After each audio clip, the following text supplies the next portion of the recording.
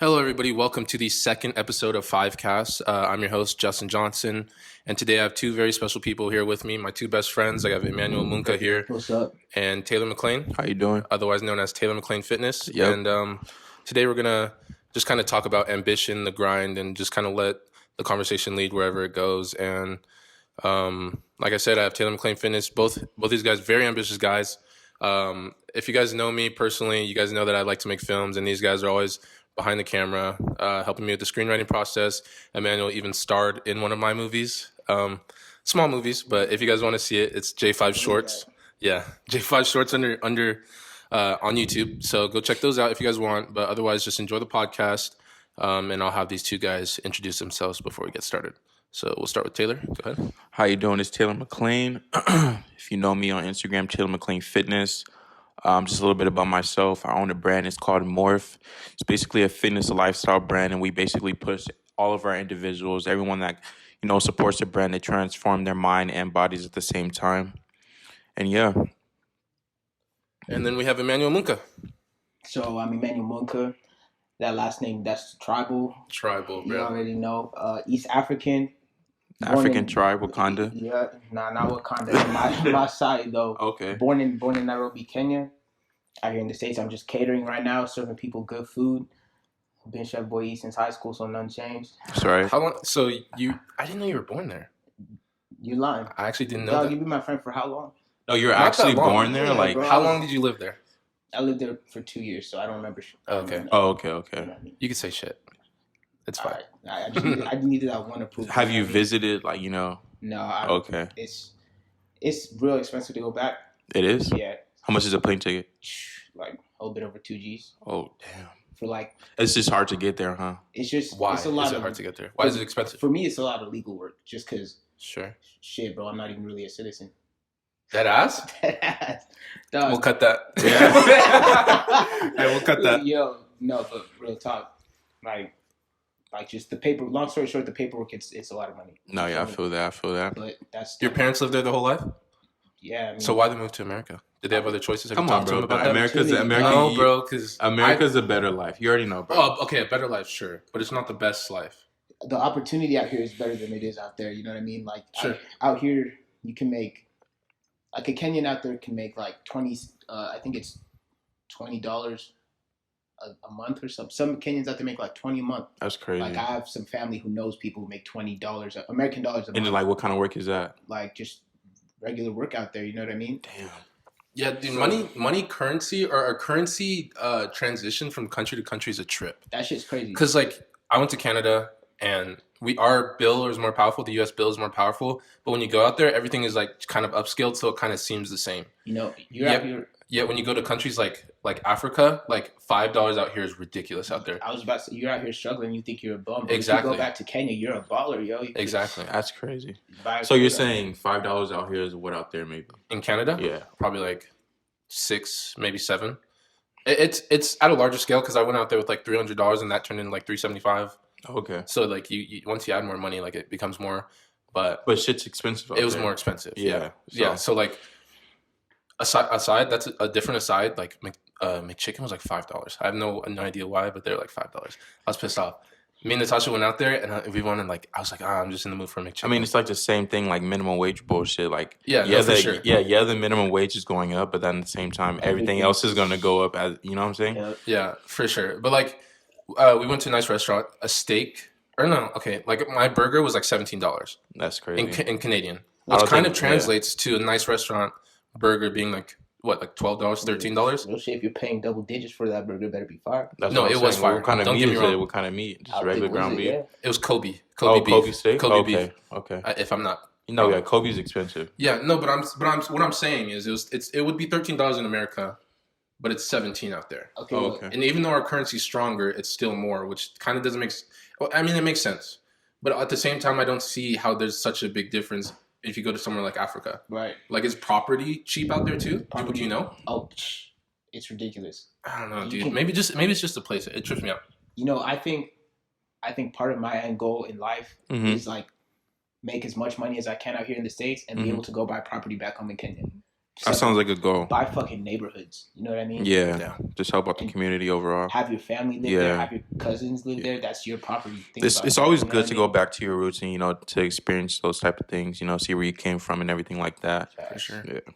For Who sure. you are, you know what I mean? So when your parents came out here, did they come out here with a job or did they find a job? Bro, we came out here and we had to pretty much figure everything out on our own. I mean, we came out here and we were living with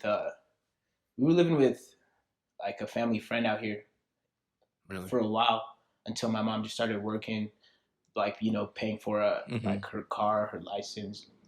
Dog, we pretty much started like rock bottom out here.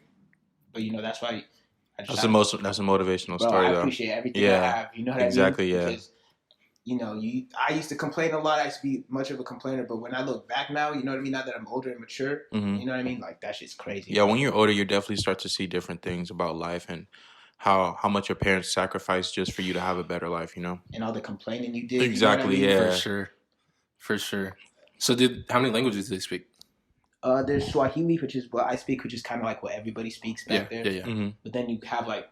You speak Swahili too? I speak Swahili. Did you know that? I didn't know that. But then there's like Say the sky's blue. I know blue is blue in Swahili for all I know, but Juni blue. Oh, okay. That's cool. I can say like... I think I have heard you talk to your mom. Do you talk to your mom in Swahili? Well, my grandma only speaks Swahili. So your grandma, that's right. You know what I mean? So, but I was saying, like, there are tribes out there, just like you expect, bro. Like, there really are like roots. People out there, like, they come from tribes. You know what I mean? So tribes have tongues. You know what I mean? For sure. A lot of people can speak. Explain a tribe. Like, what do they do as far as like a tribe? Like, I mean, I'm not too familiar. I want to go back just so I can know more. You know what I mean? But for what I know, it's like, it's just where your ancestors came from. You know what I mean? Okay. It's just that culture is kind of like, it's held up like through generations, like to keep speaking that language. Just like how, you know, how like certain people move to the States and they make sure that in that household you're speaking Spanish so you can hold that culture. You know what I mean? That's how it was in my family too. Like, we got to make sure we're speaking Swahili in the house. Just to keep that tradition alive. Yeah. And they're very patriotic too about their and defensive about that. I think that's stuff. any foreign country though. Like, think about it. True, but they get like offended. Like, I hate saying they because it makes it sound like they're other, but they're not. And like my school, College of Idaho, has a lot of internationals. And then like we were at a party one time, and like there's this guy. He's from Africa, and I was like, oh, like this is my African friend. He goes, I'm not African. I'm from whatever. And like he was like dead ass like mad at me. So I mean it's weird. Cultures are weird. Oh yeah, it's different everywhere. It's because it's always personal. You know what I mean? For sure. It's that makes a lot of sense. That makes a lot of sense. But to get in the topics of what we're talking about, which kind of is a good segue, moving countries, just kind of talking about ambition. Like I said, these guys are both very ambitious people. So I guess just kind of want to talk about like Taylor, like what are you working on right now? What is your goals? How are you going to get there? And what kind of as far as right now, I'm just making content for my brand. Going to make an order pretty soon, maybe. Not maybe, I am going to make an order soon. That's right. We sold out of our first drop, which was about 40 to 50 shirts, which doesn't seem like a lot, but you got to start from somewhere, right? So, yeah, we sold out, I think, 50 shirts in the first week or so. And I still haven't gotten mine. No. See, look, see. And he's talking about you always got to give back to your roots and stuff. But there's a reason why. So there's a reason why I did that. The reason why I did that is because I know these guys will support me. I know these guys will buy all the shirts. Even if, you know what I'm saying? That makes sense. Sense. But at the same time, I have to give the shirts to other people that don't really know me, so I can give them that type of experience. You know, bring them on board because I already know you guys are on board. You know what I'm saying? That makes sense. So yeah, just working on my brand. I currently work at a Nutri shop right now. That's really, really a hard task working at a Nutri shop because, you know, not everybody wants, you know, supplements. And that's just a hard business to be in. What's the problem, like dealing with customer service? Or like, you kind of got to be a salesman too. Yeah. You have to be a salesman. You have to know what the fuck you're talking about. But not a lot of people know about supplements, and they kind of like steer away from it because, you know, all those rumors about creatine and all this other shit. What are some of the rumors about creatine? Okay, so some of the rumors on creatine is that they're fucking similar to roids, which is false. That's false to like the extreme.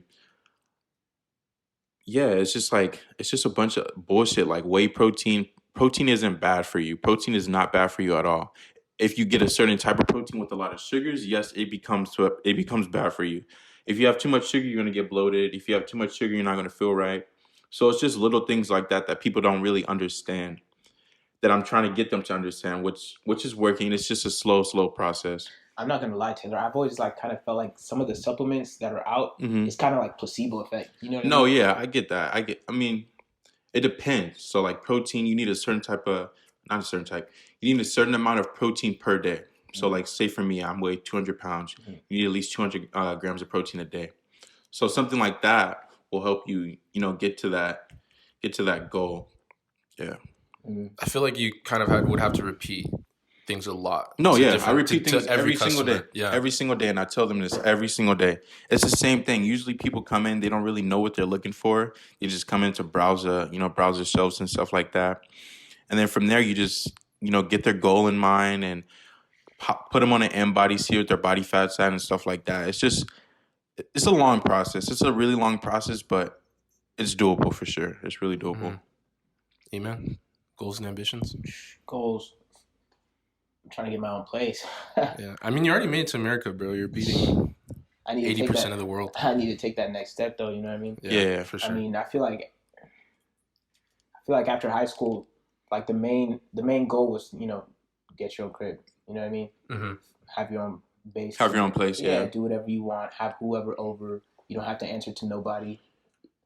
But it's always a good feeling. You always talk to people older, and they're just like, "Oh, I always thought I was gonna get that done a year from that time, but it took me 3 years." You know what I mean?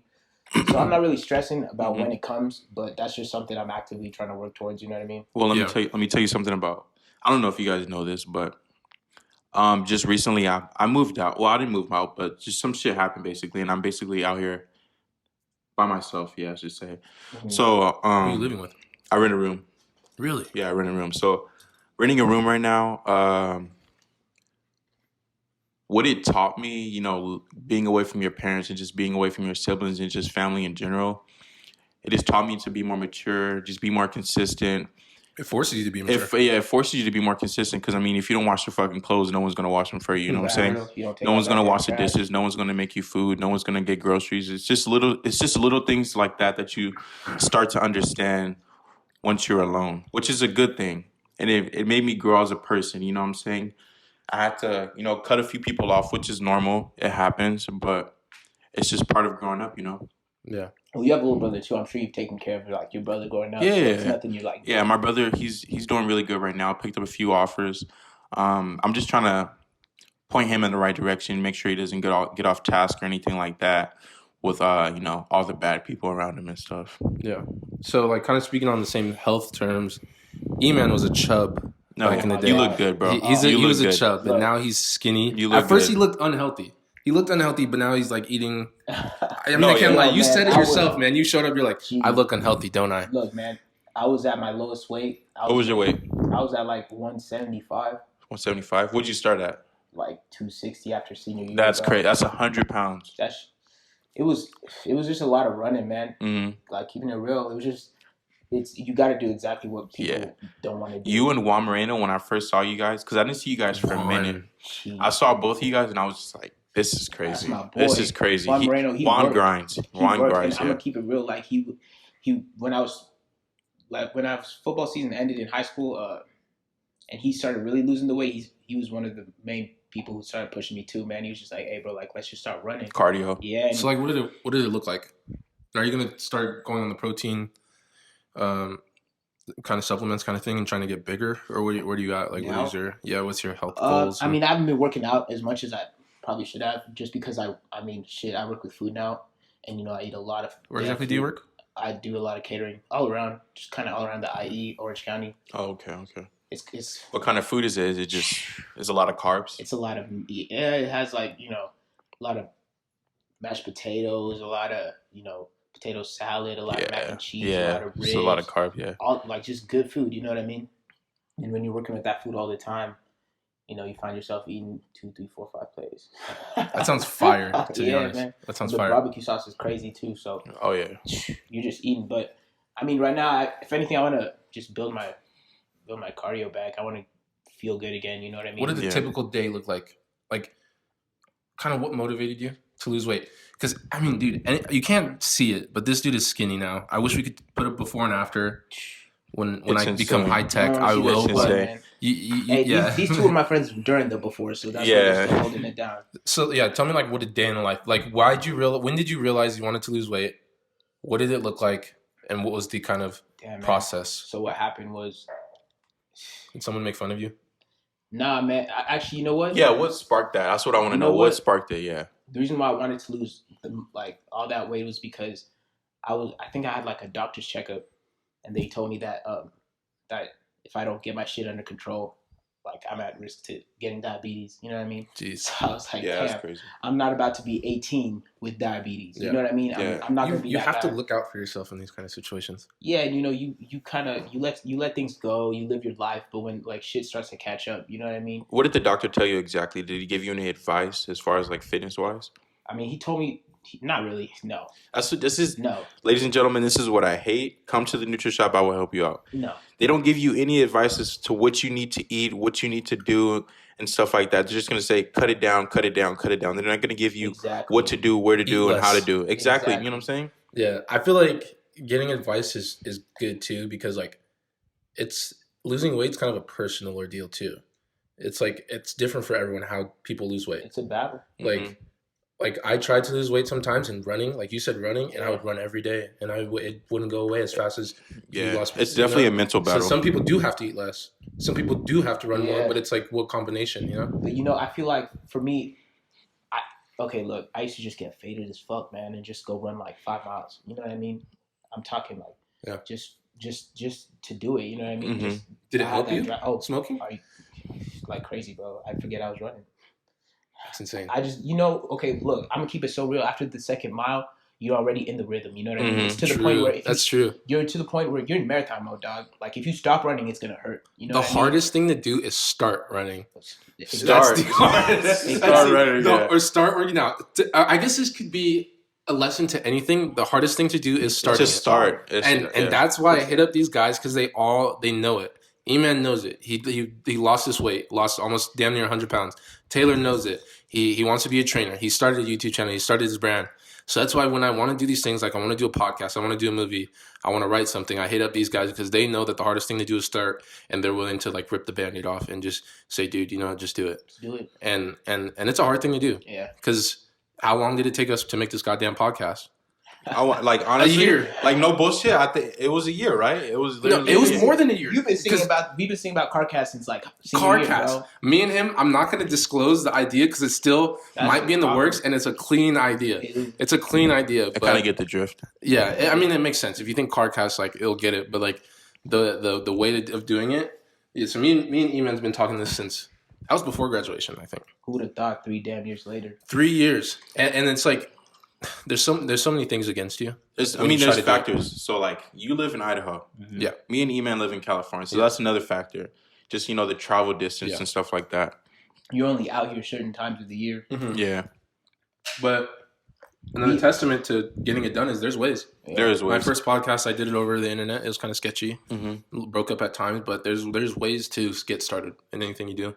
There's ways to lose weight. There's ways to start your business. As long as you start, it's just a snowball effect. It'll just keep going uphill. Doesn't make sense. Not a snowball effect, but it goes uphill. You know what I'm saying? It can hurt you too. Like you said, man, it's hard. It's hard to stop.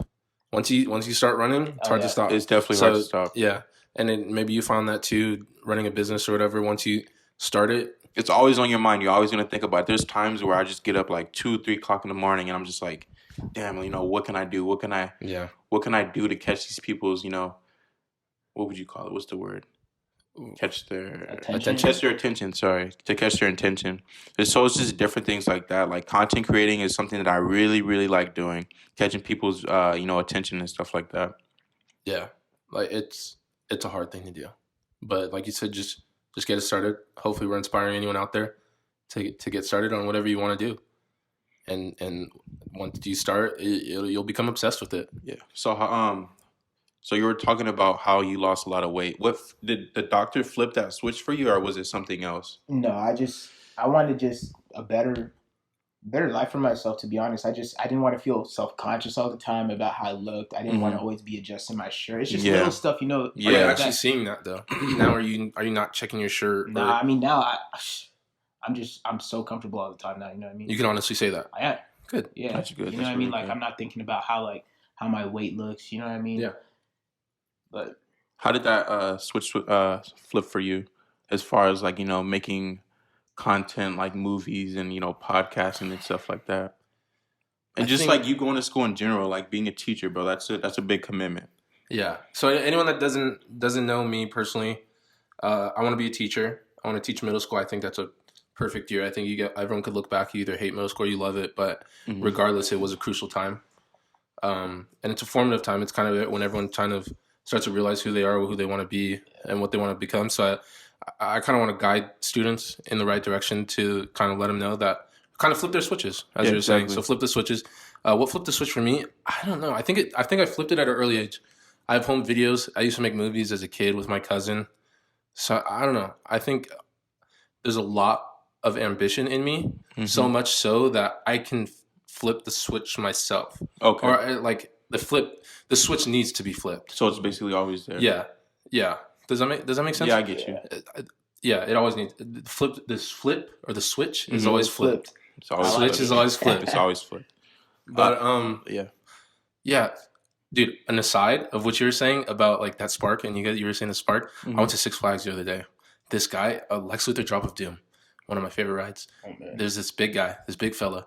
And he went on the ride, and they couldn't buckle it down. And they couldn't buckle it down. And they tried for like 30 seconds, bro. And you see the little buckle, it's shaking, bro. It's so cringe, bro. And I'm looking at the corner of my eye. I'm like, dude, this is sad, bro. This is sad. Yeah. And he's with his friends, and it just doesn't work. You see like the leather tightening up, and they're trying their hardest. They go, yeah, man, it's not gonna work, and you can't ride the ride. I know. I'm like that switch just flipped, bro. How pissed off do you have to be, or would you be? If you couldn't get on a ride, bro, all your friends are laughing at him. Yeah. Oh my God, know walking back to the line was the worst shit in the world for him, man. But there's like two ways to go about that. You can either be motivated, or you could just lay down and cry about it. Exactly. You can't feel sorry for yourself when it comes to stuff like that. You know what I'm saying? You need to do something, obviously. You know what I'm saying? And that goes with everything you want to change. To be honest, you know what I mean. Like you can either sit there and sulk in what you're going through. You can do something about it. Yeah, just make that change. That's all it is. You know. Shoot. Okay, what else do we have on this list? Next moves. I think we kind of already talked about that. My next move is being teacher. Taylor wants to start. Where do you want to end up? Where do you guys want to end up? What's the end goal? So we talked about goals, what you want to do. Where do you want to end up? What are we talking, like in life? Families, location. Well, for me, personally, business-wise, I can't really give you guys a proper example of where I want to be. But I definitely want to be someone similar to like Gymshark. I don't want to be like them, not at all. But I want to be up on their level, definitely. Just motivating people and inspiring people to do better in daily life, in the gym, wherever. You say you don't want to be like them. Is that because you don't believe in their business practices? No, I believe in them 110%, but I never want to be like somebody. I can be similar. For sure. Yeah, no, I get that. I was just clarifying. I don't know if you had something against them or no. You just don't want to be similar to people. Yeah, I definitely do not want to be similar. I want to be something different. I want to be. Think about this. What are ways to wrongly go about ambition, or is there a way to wrongly flip the switch? Like what? Question. You know what I mean? Yeah. Is there a way that can negatively affect you? I don't know. I guess kind of get your intentions straight. I think sometimes you could be driven by things that are negative. Yeah. Like one of my friends, the guy did a podcast with Leo. Like we disagree on the basic fact that he kind of the idea of money creating happiness. Like he comes from like not as privileged family, so he's very money motivated. And I don't know, that's kind of, I don't see it that way. Like, I don't think money can make you happy. Like that is true. I feel like it's definitely an opinion. So you guys can tell me if you think money can make you happy. Yeah. You think it can make you happy? I feel like it could make you happy. Me personally, I feel like it could make me a little bit happier, just because the things that money could do for you. You know what I'm 100%. Saying?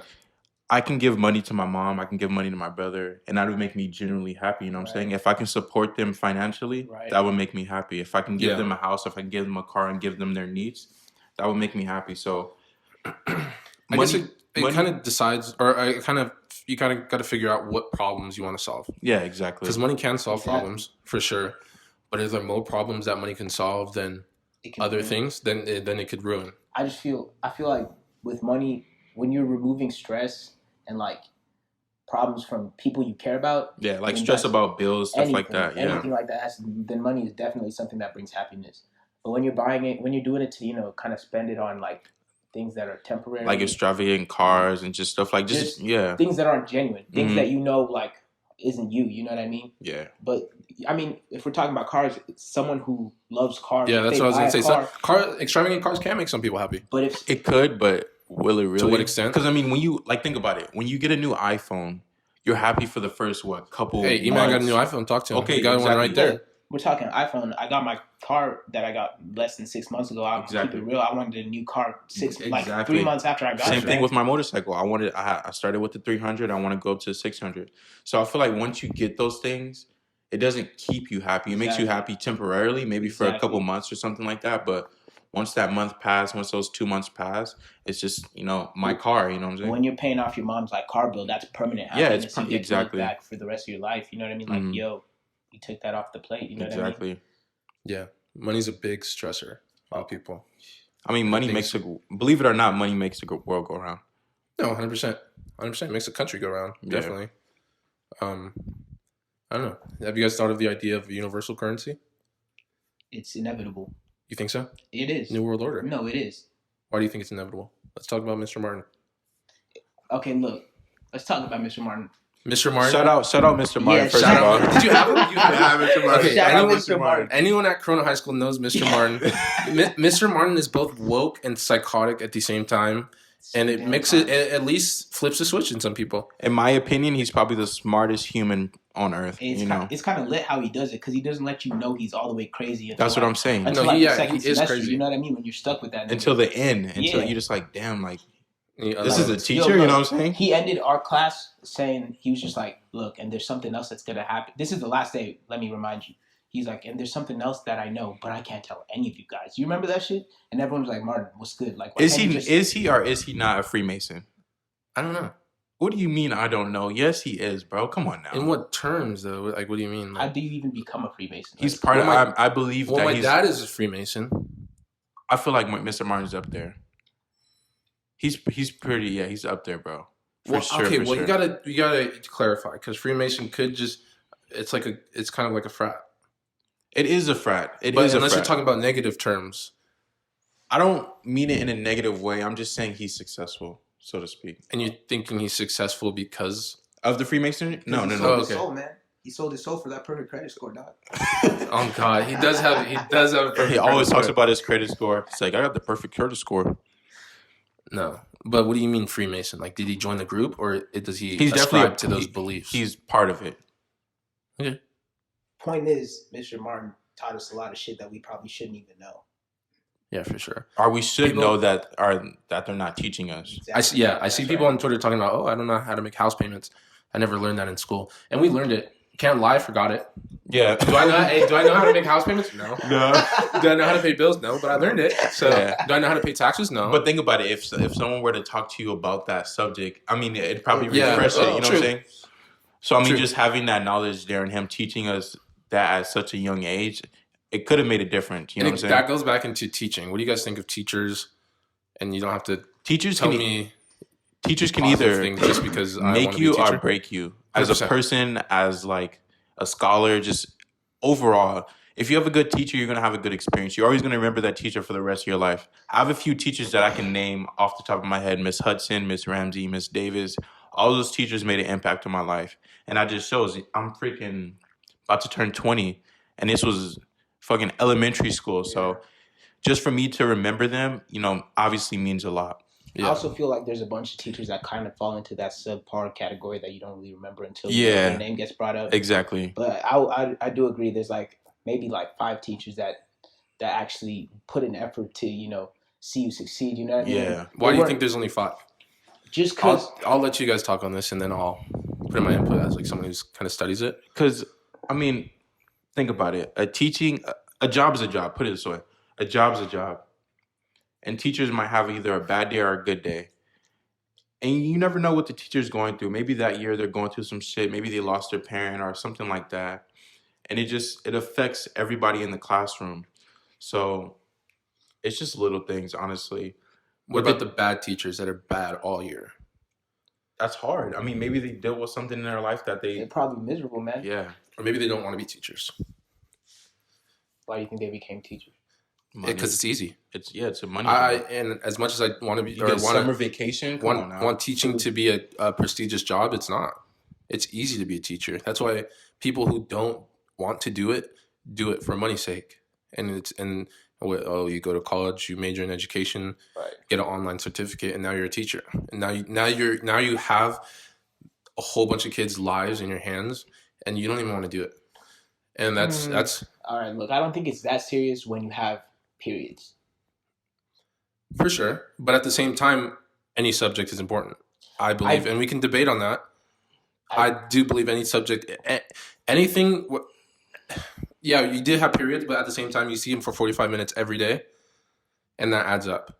So if you're around a bad figure for however we could do the math, 45 minutes times how many weeks in a school or how many days in a week, how many weeks in a school period, that's a long time.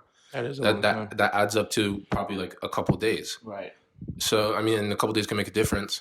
So as someone who wants to be a teacher, I feel like it's not as prestigious as it should be. And I don't know how to fix that. I don't know how to fix that. You don't have an idea?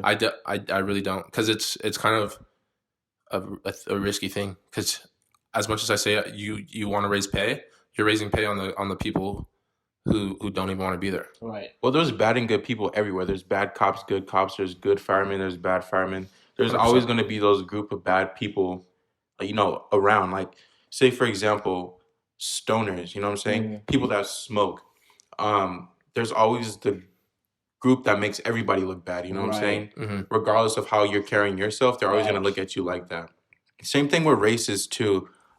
Black, white, Mexican, whatever you are, there's always those group of people that will make not your race look bad, but just make you look bad. You know what I'm saying? Else. Yeah, exactly. Yeah, and that works for politics too. There's just liberals, everything. There's conservatives, or radicals. Radicals, yeah. Yeah, so that kind of But I mean, back on the teaching subject, I don't know, dude. What were we talking about? Raising pay, I think, would be a good thing, and also but that's raising going to bring more bad people. 100%. But also, if we raise the requirements of how to become a teacher, do you think that would weed out? For sure. Most definitely. I think we should start with raising the requirements of being a teacher. Like, how would you raise those requirements? As far as like schooling requirements?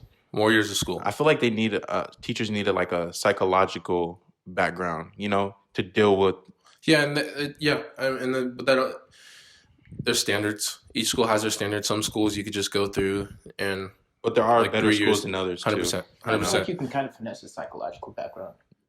You think so? Yeah, too. But I think what he's saying is you have to take classes, like psychology classes. Exactly. Like I've taken a couple of educational psychology classes. You got to make sure, like, you learn stuff like because you're dealing with a young mind, And I feel like the younger you go, the more like they should really get on your ass. Yeah, for sure. And that's not how it is, though. Because you really want to drop your 7-year-old off, at. What kind of that's not how it is, kid off to, exactly for the next 8 hours, especially elementary. Run down the street, bro, and see how many daycare signs you see. Right. You're gonna tell me that every one of those guys know the psychological theories and all that stuff? No, dude, it's easy money. I have a huge garage. I could fill it with toys and bring in kids and get money. How do you even open a daycare? That's what I want to know. I don't know. Probably you probably have to have some license. So like some type of license. And one of my relatives runs a daycare. She's a very nice woman. Mm-hmm. Shout out to Aunt Janet. Shout out Aunt Janet. But I mean, I think education is very crucial. Schools are very crucial, and I think there should be more effort put towards. Because I mean, there's the countries that are above us in education. They're heavy on that stuff. Sweden, fucking Canada. Finland, Finland, Germany, everywhere in Asia. Yeah, it's ridiculous. North Korea, South Korea, all of them. Yeah, but some of them are more chill. Like, what do you mean more chill? Less educated? No, not less educated, but like, I don't know. Maybe it's just more rigorous. But I think some countries in Asia, they have like less days of school. Right. Yeah, but then some also you go to school on the weekend. But I mean, it's all like stigmatization, if that's a word. Their weekends are Tuesday and Wednesday then. Yeah, something like that. Probably look at it as like, hey, Tuesday and Wednesday, let's fucking turn up. You know what I mean? Yeah, for sure. Yeah, I'm sure that's the case in some places, but it's also like how your society views education. Yeah. Because if you're in America, how do we view our education? I don't think it's good, and I think that's why we're having this conversation. But I've talked to people from Finland, from countries in Europe, and they don't mind it. They don't mind school. So when you don't mind school and you go to school, you're going to learn stuff because you don't mind it. I know my senior year, I didn't learn anything. No, that leads me to a question. Having experience in like the American school system, do you guys ever consider homeschooling your kids? I don't think I could do that. I don't think I'd have the time to do that. So I'm hoping maybe I'd just take my kids to a private school. You know, I wouldn't. Public schools, you get involved with the wrong people. They teach you bad shit. The kids teach you more than the teachers teach you. Put it that way. And that's not always a bad thing, though. It's not a bad thing, but you learn more about society, and that's. But when it becomes negative, you know what I'm saying? For sure. And speaking as someone who went to private school, I went to private school all the way up until 7th grade, and then I also went from my freshman and sophomore year.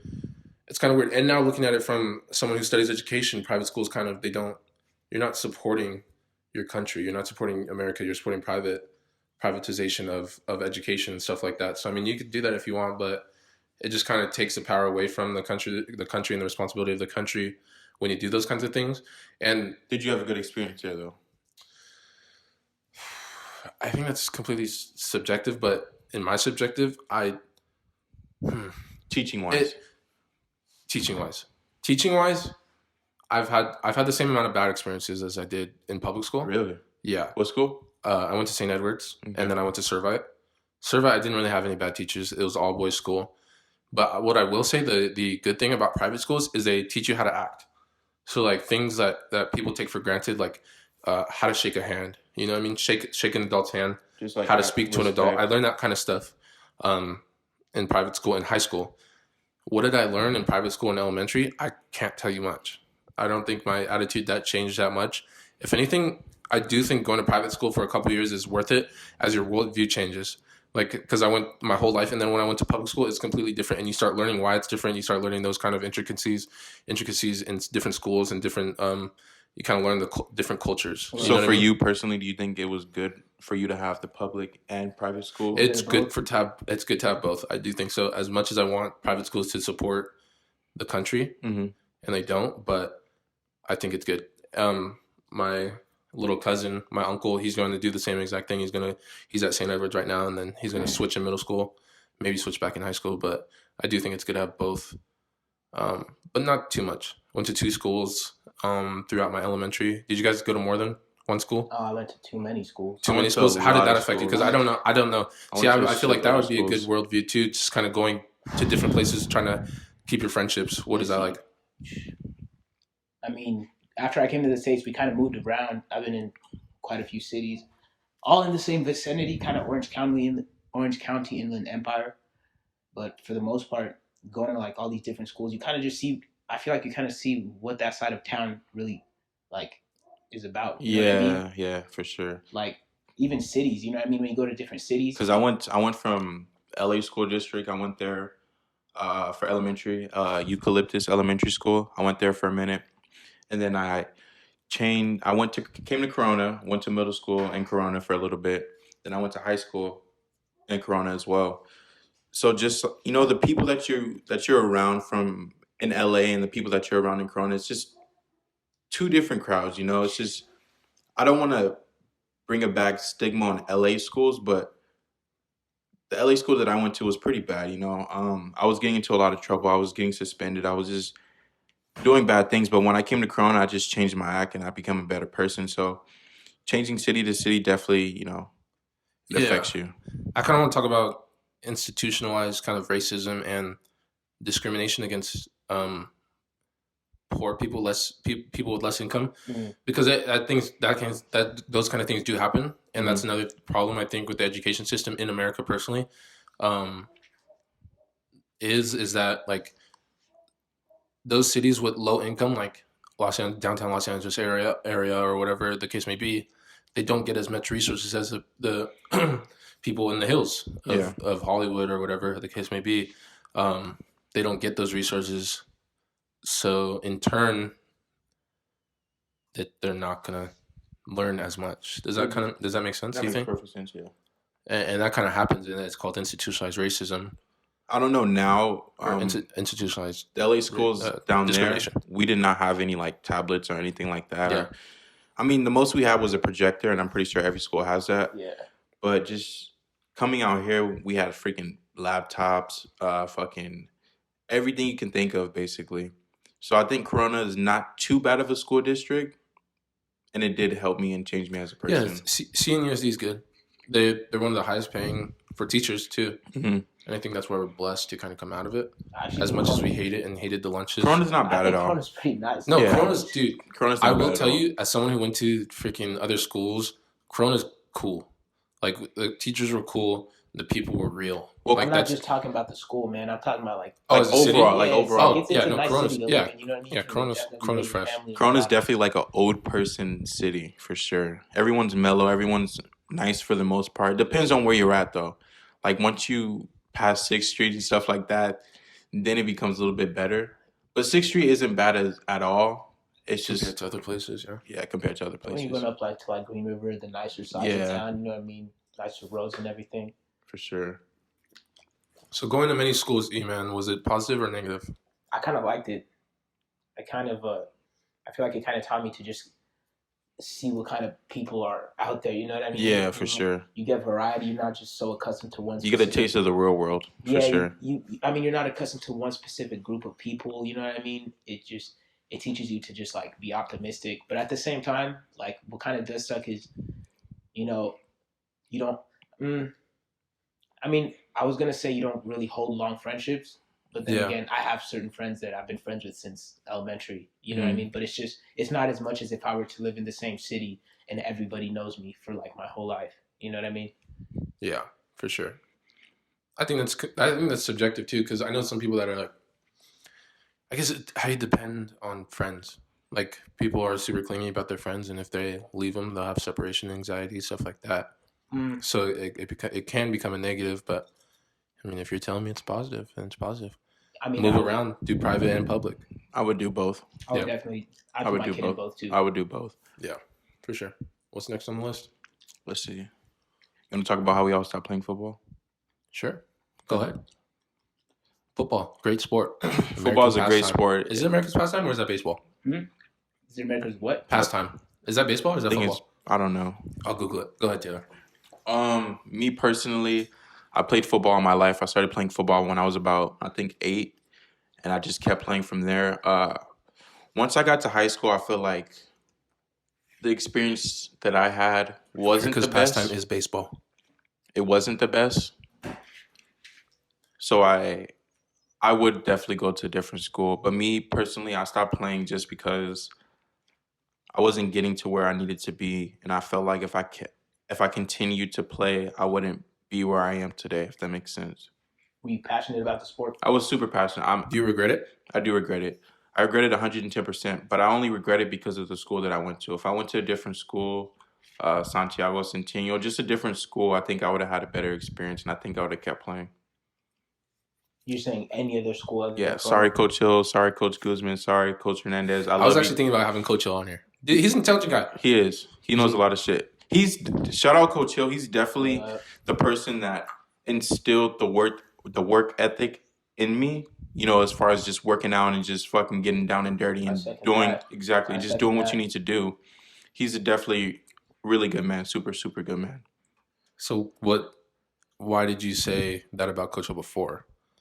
I was just saying school wise. Like I'm saying. Oh, okay. I wish I didn't go. So what about Corona?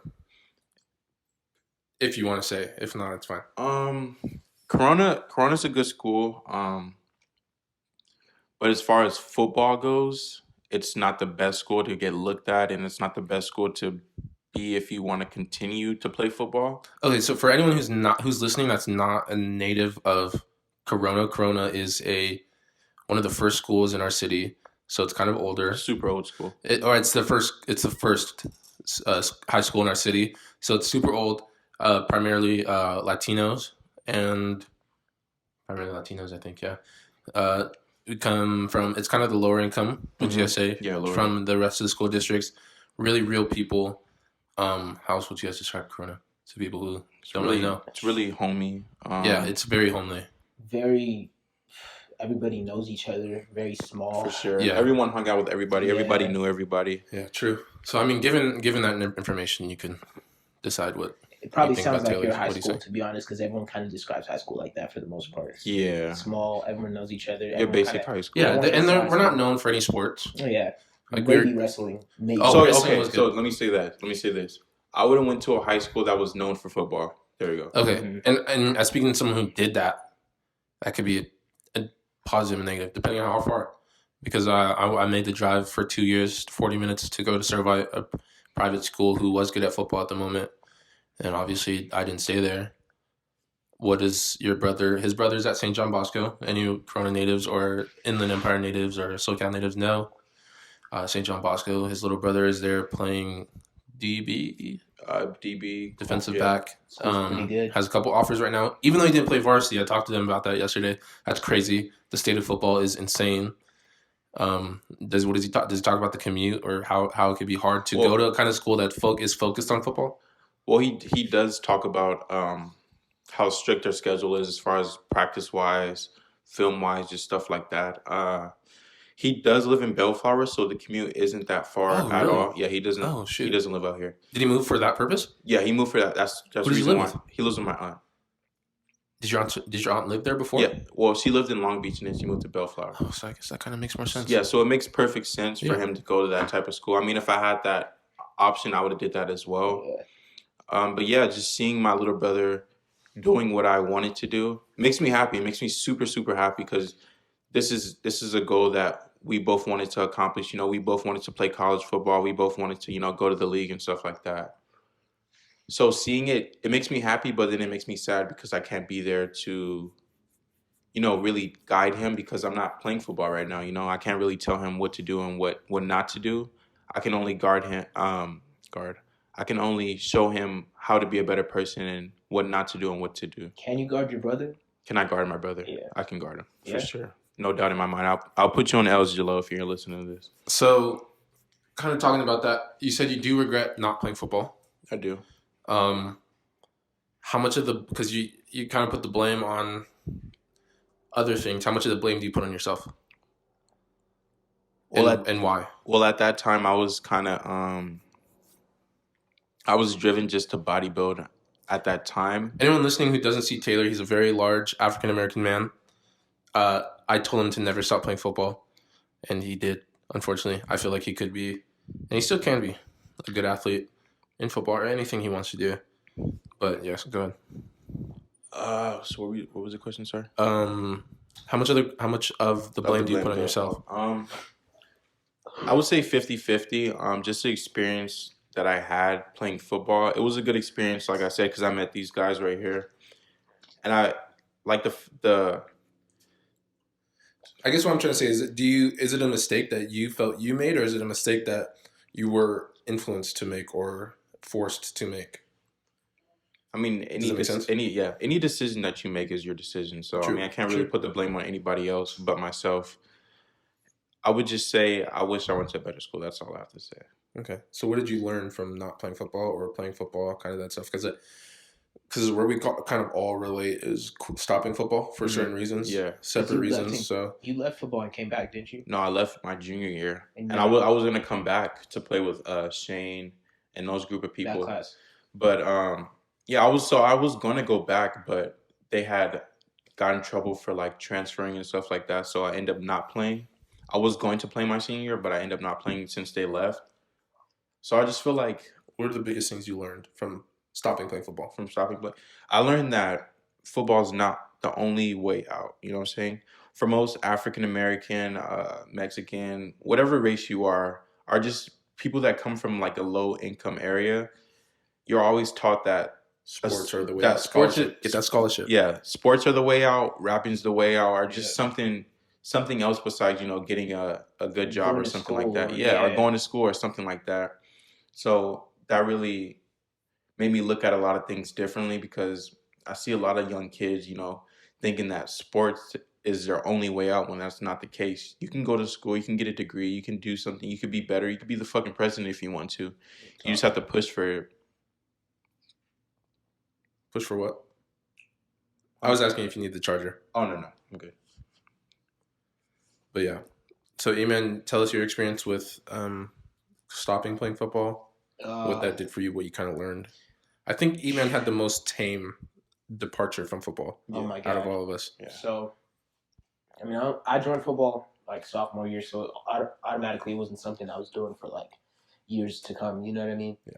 So when I joined, I mean, I did it just because all my friends were on the football team, and I needed something to do. You know what I mean? So I was like, I'll join the football team, and it was cool. I met a lot of good people on the football team. Met a lot of cool coaches. Met a lot of just great influential people who taught me, like you said, how to work. You know what I mean? How to just get gritty. You know what I mean? Just get dirty when it needs to be done. You know what I mean? You're gonna have to do things you don't want to do sometimes in life, and that football definitely taught me that. Mm-hmm. You know what I mean? But for me, what year did you stop? Senior year. After senior year, I mean. You played your senior? Well, you went through your senior year? No, I played 2 games. Just like me. I played 2 games and I got injured. I stopped. Another reason why I stopped is because when they graduated, 2017? They graduated 2017. I graduated 2018. So when they left, it wasn't the same. It wasn't the family football that we all knew. Playing for your brothers. Exactly. So you stopped because of injury. What was your injury and what was that kind of? I had a pinched nerve on my shoulder that was kind of going all the way down, like my arm, and they told me that. I mean, I tried playing through it, but they kind of told me that if I keep messing around with it, I'm gonna just make it worse. Make it worse, yeah. And I'm gonna have to end up getting surgery. And I was like, football's not that serious to me to where I'm going to risk that. Yeah. Or like I got scholarships, or scouts looking at for me where I need to play. So I ended up just dropping football and just started running on my own, and that's when I really lost most of the weight. Right after I quit football. So I guess it wasn't too big of a change for you since it was your senior year. No. Do you think there was more stuff you could have done to get back on the field, or? I think I kind of regret trying to practice and play through my injury just because I probably would have been healthy before league. Yeah, for sure. Probably, yeah. And who's not trying to play during league football? Yeah, that's the best times. So if I could go back, I'd definitely just wait out the first 4 games at least, you know what I mean, and just be good by the time league came around. But I don't really have regrets, you know what I mean? I learned from everything that kind of happens. What about you? So my experience for football and quitting football is probably the longest out of all 3 of us, I believe. Yeah. Played football my whole life since I was 4. Still have highlight tapes from those days. Played all the way until my junior year in college. Was fortunate enough to get a couple scholarships my junior year. As you guys may have heard, got injured my senior year. So junior year, transferred to Corona, became a linebacker, and kind of played both sides of the ball. Right? Yeah, quarterback too, I was originally a quarterback, and then went to Corona. Didn't work out. Had a senior quarterback at the time. Should have played quarterback. Yeah, I know. I guess we could talk about that in a little bit. We won't talk about that. Yeah, that's a little too deep. That cuts a little too deep. I think everybody already knows. Yeah. But I mean, switched over. Linebacker coach told me I could start play if not start in the upcoming week. So I switched over. Game 4 against Norco. Played my whole junior year. Got a couple offers that off season. Howard, College of Idaho, the school I'm at now, and a couple other. I don't know why you didn't go to Howard. I'll talk about that in a little bit. And then so got injured my senior year. That was kind of supposed to be the breakout year for me. Kind of the time I was supposed to get those bigger offers. Had a couple coaches on the line, New Mexico, and kind of stuff like that. And it's a business, bro. College football is a business. I'm not sure you're gonna learn about it with your brother, but that's definitely how you market yourself. Yeah, no, but once you get there too, yeah, it's cutthroat. Like when I got injured in New Mexico, tore my ACL, New Mexico just stopped texting Coach Hill. Stop, and like coaches, like when I announced it and whatever, coaches would unfollow me on Instagram, unfollow me on Twitter. Like all these messages would start deleting and stop coming. Who's Justin Johnson? Yeah, exactly, 100%. So I mean, I learned a lot about the recruiting process from that. But on to quitting football, played my freshman sophomore year over at College of Idaho. Unfortunately, had another injury my freshman year, so that kind of set me back in terms of athleticism and the shape I was in and the relationship I had with the coaches. But then I ended up going to stay all the way through my junior year, and then I just couldn't handle it.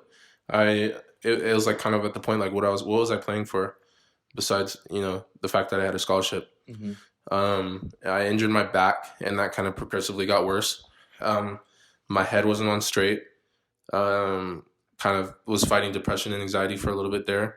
And that was all happening at the time. My back was hurting too. And I'd had problems like bending over. Like even now, like the way I bend over, like I don't bend over, like I'll squat, like to pick things up. Proper way. Yeah. Is that the proper way? That's the proper way. For sure. So, I mean, I guess injury brought out the best in me.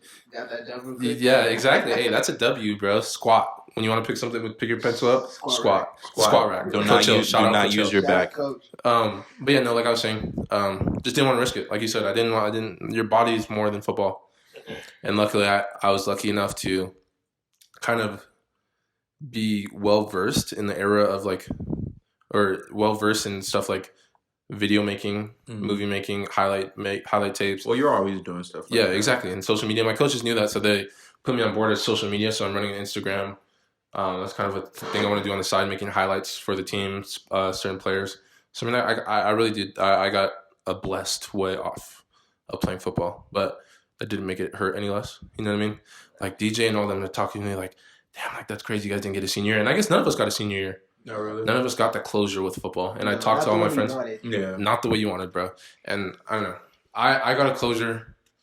Shout out Micah Duran if you're listening, but he went to the same college as me. And one day at practice, like I just looked at my helmet, bro, and I was like this is it. Like this is my last practice. I said this is the last time I'm gonna put my helmet on. And I told Micah, and I looked him in the eyes, and he knew I was serious. Because we had always the people on the bench, bro, and the people who got disrespected by coaches, and like I said, it's a business. So obviously in any business, people are gonna lose. And the people who are losing in this college that I'm at, they would always joke like, "Oh, I'm gonna quit, bro. Like I hate this. I'm gonna quit." And no one really knows if you're serious. But the day I told Micah, I looked him in the eye and said, "This is the last time, bro." And it's cool because Micah, I played his first year of football with him. It was my second year, but we've known each other since we were 4 or 5. Micah Duran, do you know? Centennial Micah Duran. No. But he's my buddy, and I looked him in the eye and said, "Dude, this is my last time. I'm done." And he goes, "I understand, man." And that was my last practice. You understand, man. Yeah, for real. Who really wanted to go to practice? For real, bro. Like it's a struggle. I'm sure Taylor loves practice. No, I love smacking people. I loved it. You like practice? I liked it, bro. Like I genuinely had fun. Like just joking around, playing around. Okay, but that's not practice though. That's being with your buddies. That's the thing, just being around your friends. No, true. But I mean, I guess it could be different from you guys because it's different positions. I was always with like Coach Sanders, Coach Davis, receivers. Yeah, exactly. Let me rephrase myself. Certain parts of practice was lit. No, 100%. Yeah. Of course, having team was fun. Team was fun. I was always way too competitive, or I don't want to say that. I wasn't too competitive, but I liked competition and I liked games. Mm-hmm. So practice for me wasn't that. And and you guys probably heard like Coach Hernandez, like he didn't like the way I practice, and most coaches don't, just because you can't properly simulate a game. Right. You know what I mean? Yeah, it's impossible. It's impossible to simulate a game. So when I'm at practice and it's like I'm just throwing against nobody, like I'm gonna be more lackadaisical. Right. And that's one of my weaknesses, or was one of my weaknesses when I played football. But like I said, I got off easy, so I'm doing social media now. I'll probably upload this on the same channel that my highlights are on. So that's kind of where we're at. Anything else, guys? What else is on the list? Let's see. So we have a list here that we're going through. It's nothing like what we talked about. I think about half an hour was nothing on our list. Eman, did you find something you want to talk about? Let's talk about the lottery. That was a good one. Okay, go ahead. So, hitting the lottery. Let's talk price real quick. Let's start small. You're talking literally the lottery. We're talking literally you're hitting the lottery like Thursday. You know what I mean? Hitting the lottery means winning it. Yeah, exactly. Winning the lottery. All right. How much is it right now? I'll Google it while you guys talk. Yeah. So, you win the lottery.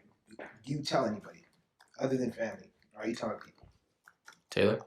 Me personally, I'm not telling anybody, but I'm definitely going to do something for the people that I care about. Right. If that makes sense. I'm not going to tell them how much money I have or anything like that. I'm not going to even tell them where I got the money from. I'm just going to be like, here you go. Just going to bless them. Enjoy it. You know what I'm saying? Pause. Powerball is about 200 million, Mega Millions 50 million, Lucky for Life 1,000 for a day, and Lotto America 6.7 million. So I mean, the highest one is 220 million. What you doing with that money?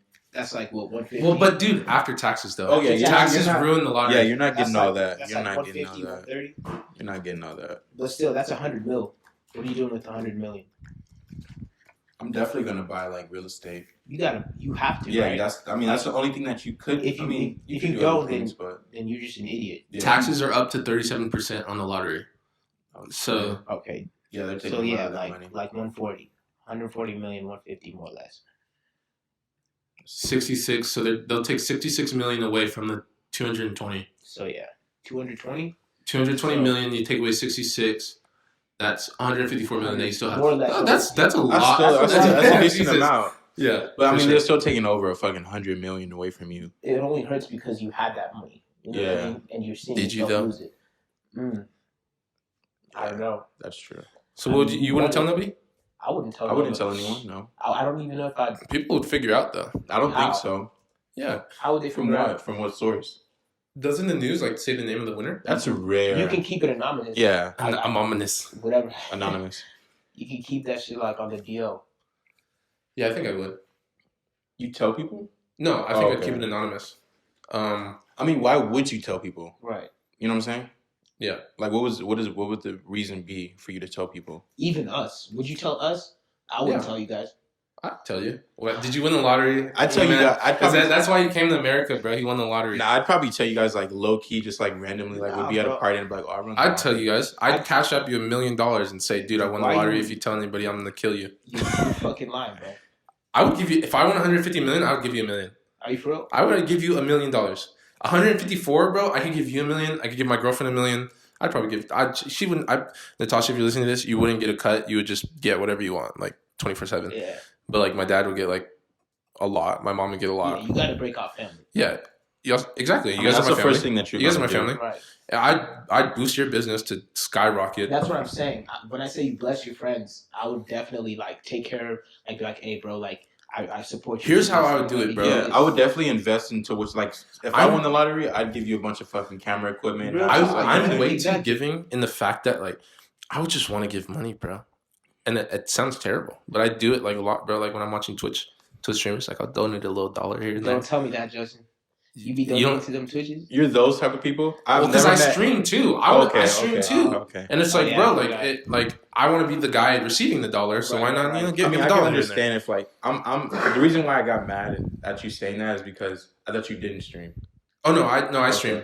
I stream here and there. I really thought you were just giving away. Twitch.tv/MrJ5. I think I watched one of your streams way back, dog. Yeah. I think I was in it. Yeah, probably. So I mean, I stream here and there. So it's like, and I have friends like that stream as well, and I'll give them a little $1, a couple dollars here and there. But as I was saying, like if I win the lottery, I think like the first like couple people to text me without knowing, like E-Man, if you're to say, "Hey man, how you doing?" Right. I'd be like, "E-Man's getting $1 million." E-Man's getting $1 million. Taylor never texts me though. Taylor does not text me, and the times I do text him and call him, he says, "Bro, you only hit me up when you need something." No. Is that not facts? That's not facts. So that's what you told me. So like most of the time when Five is texting me or calling me, I'm usually like doing something. Like I'm in the middle of something. I'm either like doing laundry or I'm fucking taking a shit or just like something random. Like taking a deuce is way more important. I'm not gonna answer the phone when I'm on a shitter. So he just calls me at the most inconvenient time as possible, which is There's fine. no such thing as an inconvenient time of calling someone. Okay, that's false. For the caller, there's no inconvenience. Yeah, for the caller, but I always, get back to him like, "Oh, what's up, bro?" or something like that. That's not true. He's capping. Calling you a Let's go on to the next question. All right, so you can start with this one, Five. Where do you see yourself in 10 years? 10 years. Wait, hold on. So how old are you?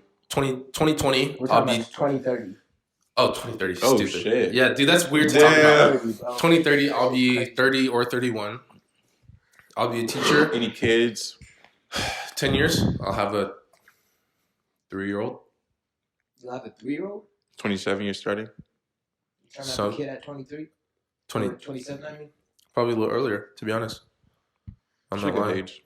That's what I was shooting for. I'll definitely have a kid. Yeah, I'll have a kid. Like I'll have a like kid. that. If not 2, I'll be a teacher at Ramirez Intermediate, the middle school of which I went to. So I want to give back kind of there. I see myself living in a nice, modest house with a Audi RS5, which is not a luxurious car, but it is a nice car. It's a nice car for sure. And I'm going to look it up right now. Audi RS5. And I'm going to be a teacher. I'm going to have a wife and kids.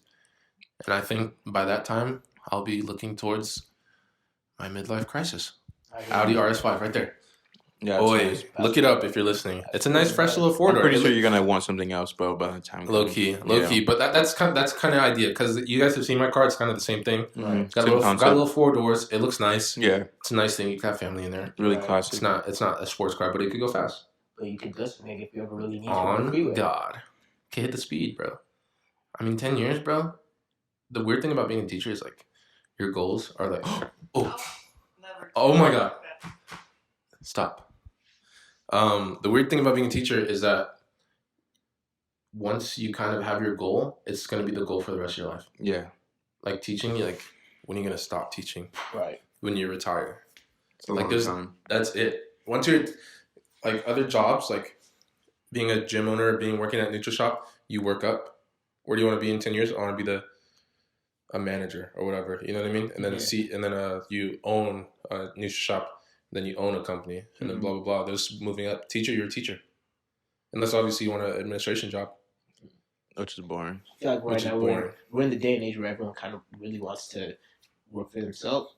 Yeah, you know what I mean? It's a business era right now. Yeah, I mean, with the opportunity that and the internet and, like, how social much media is a big thing. Advertise and everything, there's no excuse. Man. Yeah, there's no excuse. I mean, it's different from when you wanted to like open up a business like 20, 30 years ago. It'd be way different. You know what I mean? You'd have to go to like newspapers, billboards, stuff like that. Exactly. Which isn't a bad thing, but it's just a new era, you know? It's different now. So where do you want to be in 10 years? Someone could speak first. 10 years, I'll be, 29, if that. I definitely want to have maybe a 1-year-old at that time. Definitely want to open a gym. I want to have my business grow as big as possible. So I want to have a couple warehouses, just have my, brand worldwide. The NutriShop that I'm working at right now, I definitely want to franchise that out and open multiple freaking NutriShops around the world. Just giving them that quality customer service that they deserve, helping out any and everybody. The car I want to drive, I want to get a G-Wagon, all black, red interior. And you were just talking about not getting luxurious cars. I'm saying, he said, what were we talking about? He's capping, bro. No, we're not talking. What do you mean? We're talking happiness. about money. Money bringing you happiness. Talking about goals in 10 years. Yeah, but that's something that I see on my vision board, if that makes sense. Yeah, I guess this makes sense. Because you're not buying it just to buy it. Yeah, I'm not buying it just to buy it. It's just... Well, that better not make you just happy for 6 months, like you said. No, it's not. It's definitely not going to make me happy, but it's going to feel good to accomplish that. True. If it's a goal, then I feel like it's a little different. But if you're just buying shit to buy shit, then it's not going to make you happy. You think it doesn't make you happy if you didn't earn the cash? Yeah, like if you worked for, like, say from now until like 10 years from now, if we look back at this conversation and I'm like, oh damn, I really did get that G-Wagon. Exactly. I'm like, oh fuck, you know what I'm saying? I said I put into the universe what I wanted. I said it 10 years ago. Yeah, exactly. I said this shit 10 years ago, so I got it. Right. But if you're just fucking going to a Ferrari dealership and just getting it just because you want to get it. Like if it was handed to you, I feel like it really can't make you happy. Yeah, because exactly. You don't know how hard you work. Yeah, you know blood, sweat, and tears. But when it's you who earned that, like that, even if it's a really crappy car, you know what I mean? Mm-hmm. Like for me, I was driving a PT Cruiser for like a year. You were. I was driving a Cruiser before I bought the Lexus. You know what I mean? And the Lexus isn't the dopest car in the world. Did you see anyone punch each other in the Cruiser? In the Cruiser, PT Bruiser. You guys do that? Oh, PT yeah, Bruiser, yeah, like yeah. punch bugs. People really started trying to do that. I was like, nah, bro. Like, would you see people like personally? You talking about like the punch buggy thing? You never heard of PT Bruisers? I have. Like, like when you're driving, did you see anyone like punch their friend? No, I've never seen that. I've had someone almost try to punch me, and I was like, things like that are weird. Have you guys ever heard about the Jeep Wave? The Jeep Wave. Yeah, if you have a Jeep, motorcycle wave. Really? Yeah. If you have a Jeep and it has to be like not like it has to be like a Wrangler. Right. Or it can't be like a Patriot or something. No, shout out Kyle, he has a Patriot. Shout out DJ. He used to have a Wrangler. I think it's a Wrangler. Yeah, I think so. Those like the ones you can take off roading. If you have a Jeep, you always wave at another one. But like you don't wave at like the Jeep SUVs, like they call them mom cars or whatever. The Patriots. Yeah, the Patriots. Sorry, Kyle. Segregation in the Jeep community. There is, bro. There is. It's like, oh, that's a fake Jeep owner. Like it's like if you're gonna get a Jeep, why not get one that goes off road? But like, why would you get a Jeep? Why would you get a Jeep? Hey, isn't it crazy how everyone always wants a reason to one up someone? That's what I'm saying. Yeah, but for motorcycles, usually like if you drive a sports motorcycle, then you usually say hi to like, people that are driving the sports motorcycles. But if you see somebody with a Harley, they won't say hi to you because they're just assholes. They're like older guys with like white beards. Really, now that I'm thinking about it, it really is like that. Like just with my car too, like seeing a bunch of like tuner cars. You know what I mean? And my car's not the most tuned out car. It's actually pretty stock. You know what I mean? But just they look at my car and they're just like, oh, like he's probably a tuner. Let me roll my window down and like see what's up. Yeah, you know what I mean? That if we're both at the that's what sucks about having like a car like that because I'm pretty sure people try to race you a lot, right? Yeah, but I wouldn't. Does your car get up? Yeah. It does? It really does. You think you could beat my motorcycle? Probably not. What year is it? 01. Jesus. It's just the motor, man. We all know what the Supra is, right? The Toyota Supra. Yeah. It's the non-turbo version of that. Oh, damn. What is a Lexus? What country is that from? Lexus is Toyota? It's owned by Toyota. Isn't that crazy how multiple Toyota's brands... Japan, right? Japanese? Yeah. Did you hear about Hasbro freaking buying Death Row Records? Mm-mm. They own what is Death the point Row of that? Records. I don't know. I really don't. Maybe they're going to start recruiting rappers. Who knows? Hasbro, yeah. The toy brand? Yeah, the toy brand, Hasbro. They picked up Death Row, like, I think today. So your 10-year goal, My Little Pony signing with like AC/DC. That's what I'm saying. It's weird. It's really weird. I don't know what they're. Businesses just like to buy other businesses. If it makes money, why not? But I mean, in the case what are you gonna do as a toy company in the rap industry? It's for sure Hasbro. It's not the parent company of Hasbro. Because like some companies, big companies, have like parent companies that just don't. That are in the shadows, bro. Right. Yeah. Like you know what I mean? That same thing with. They have like random names too. Like I don't know. Eman 10-year goal. Going back to my goal. Did you say your goal? You didn't say your goal. I think I did. Oh, okay. So, for me, I'll be 30, turning 31 that year. So, man, I wouldn't be surprised if I have a kid. Probably going to be like around 3 years old. I mean, I'd say a pretty good age to have a kid. I wouldn't mind is like 27, 28, 26. You know what I mean? That area group. Mm-hmm. When like you're kind of done with school and you're really just have your shit. I'm not gonna have a kid until I have my shit together. Honestly, but what I'm saying is I expect to kind of have my shit together. Yeah. Around like 26. On that house you want. I want it by December. Are you guys big loan guys? Do you guys have any loans right now? No loans. No loans. We don't do loans. Yeah, we don't do that. No. I think Mr. Martin told us better. Mr. Martin, loans are foul, bro. The only loan I have, well, kind of, is my credit card. And it's $1,000 max, so which isn't too bad. I think it's important to build credit while we're young right now. 100%, and that's what I'm doing it for too. But you can also fall back, or you can fall very deep behind. They can hurt you. Yeah, like say if I had like a $4,000 limit, bro, I'd lose it. Very fast. You don't have any school loans? On scholarship. Yeah. If I do, they're like $1,000 or something. Yeah, for sure. But, what do you guys think about? Oh yeah, you said your 10-year goal. So I mean, pretty much 3-year-old kids. Own my own house, own my own car. I'm trying to get really involved in the family business. It's a long story, but it's pretty much a caretaking agency we're working on right now. Hopefully, that's flourishing by 2030. Be able to give back, be able to like fly wherever I want. To be honest, I want to be able to do whatever I want. You know what I mean? I feel like that's what money is for. You know what I mean? Speaking of travel, me and Five are going to Canada in April. Yeah, Eman's welcome too. Yeah, I'm doing little birthday trip for me. If everyone saves up like a couple $100, we'll all go to Vancouver. I'll teach you guys, show you guys the ropes out there. Vancouver's amazing. Shout out Vancouver. When's the trip? Shout out to anyone from Vancouver. April. Okay. April. So yeah, we'll have a couple months. But I guess final topic, if you guys are down for it, or if you have anything, speak your piece now before we go into the final topic. Go ahead. Anything? What do you have in mind? Goals. So like we've talked about goals. Do you think they're good? When does a goal become bad? I feel like a goal becomes bad when it starts to get put off. So me personally, I like to set short-term goals just so I'm on track of accomplishing my bigger goals. So what I do is I'll have all these little goals that works their way up to the big goal, if that makes sense. So you always have to have a big goal in mind, but you have to have those little goals to accomplish along the way, if that makes sense. Compartmentalize the goals. Yeah, exactly. When did you say they become bad? When they're put off? When they're put off. So like, let's say me personally, I want to be Mr. Olympia 2021. Okay. If I don't, is that an actual goal, or is there an actual goal? Get that shit. So if I don't accomplish that by 2021 and I just keep putting it off 2022, 2023, then that becomes bad because you're not accomplishing it. Right. You know what I'm saying? You want to have so stick to the goals. Stick to your goal. Stick to your fucking goal. So what is your mini goals for Olympia, or is Olympia? My mini goal is doing a national show, getting nationally, winning that national show, and then getting my pro card. Okay. And then after they get the pro card, then I would try to get to the Olympia stage. Is that just a bunch of legal work that you're going through right now? Like, I'm dealing with legal work as far as my business, but as far as like bodybuilding. Are you talking about nationals? Yeah. Yeah, those are competitions. Yeah. They're like smaller competitions. Yeah, exactly. Smaller competitions to the bigger competitions. Where is it, in California or? It could be anywhere. My last one was in Vegas. I won that one. Can't lie to you, bro. That one was a long time ago. It was a long time ago. It was a fucking. So don't push that off. I'm not pushing it off. Trust me. I will. Friends to keep you accountable. Exactly. Bro. I will be Olympia 2021. I repeat that. You got that. Eman, what do you think about goals? I think they're important. I think if you don't make goals and you're just kind of stagnant and stationary, then you lose a lot of time. And yeah, next thing you know, you're in your fucking deathbed talking about I should have did this. Yeah, man. I'm gonna be Mr. Olympia 2089, 2083. Yeah, don't be like that, Taylor. So, I mean, I think goals are like a necessity.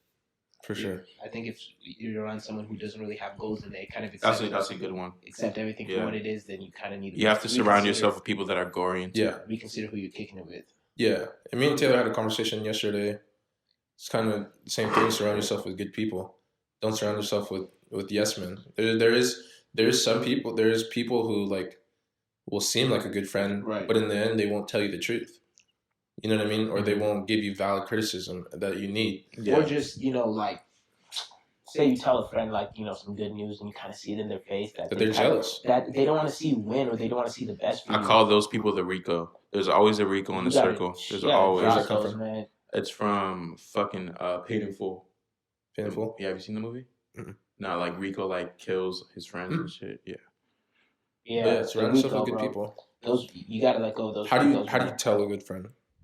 I mean, okay, say like you post something on your story or something, and then you kind of see who kind of congratulates you for that stuff, or like you post an achievement for your friends to see. Basically, the way they react to certain things. Or you see who supports you, or who's like kind of just pushing you or letting you know that they have faith in you. You know what I mean? So people like that, like you might not think that goes a long way, but it goes a long way. That goes a long way for something someone's serious about. For sure. You know what I mean? So. What about you? How do you view good friends, or what is your definition of a good friend? Someone who tells the truth. I think Coach Hill made me value truth. Like there was one time, it was a stupid story. It was like we were in the locker room or something, and I had like thrown like a water bottle at him or something, something stupid. And he had told me, he was like, "Did you throw the water bottle?" I was like, "No," like joking around too. Like, "No, I didn't throw the water bottle." Like he knew I threw the water bottle, and he was pissed.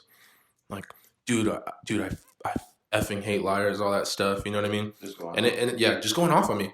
And I'm like, it's not that big of a deal. But those little stuff kind of add up. Right. You tell a little lie, what's going to stop you from telling the big lie, and so on.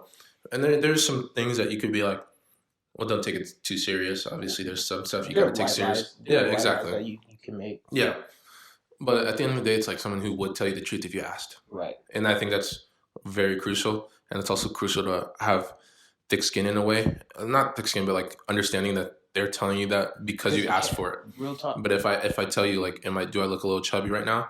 And you tell me yes, it's going to hurt my soul a little bit. But at the end of the day, I know that you telling me the truth for the betterment of my health. You genuinely care, you know what I'm saying? Yeah. So, yeah, surround yourself with good people. Anything else before we wrap this up? That's it. I think that's it. Thank you, guys. Thank you guys for watching FiveCast episode 2. Any last thing you guys want to say? It's been a good day. Give Happy our New social Year's. medias. Happy New Year's 2020. Yeah, give out your social medias. So my social media, my personal account is Taylor McClain Fitness. Taylor, like it's spelled, MCCLAIN Fitness. And if you want to follow my brand, it's Morph, MORPHPB Club. Email? I gotta make some more social media. Okay. No social media to Oh, plug. sorry. And YouTube is also Taylor McClain Fitness as well for vlogs and just stupid shit. Yeah, so follow these guys. Keep up with them. Anyone who's listening, anyone who knows this, tell us how you think of the podcast. Give us honest feedback. If it sucked, tell us it sucked so that we can become better. Thank you guys for watching or listening. You guys should see this. Expect some more. Probably more with these guys too. I think we had a really productive conversation. Mm-hmm. And yeah, thanks for listening. Later. We out.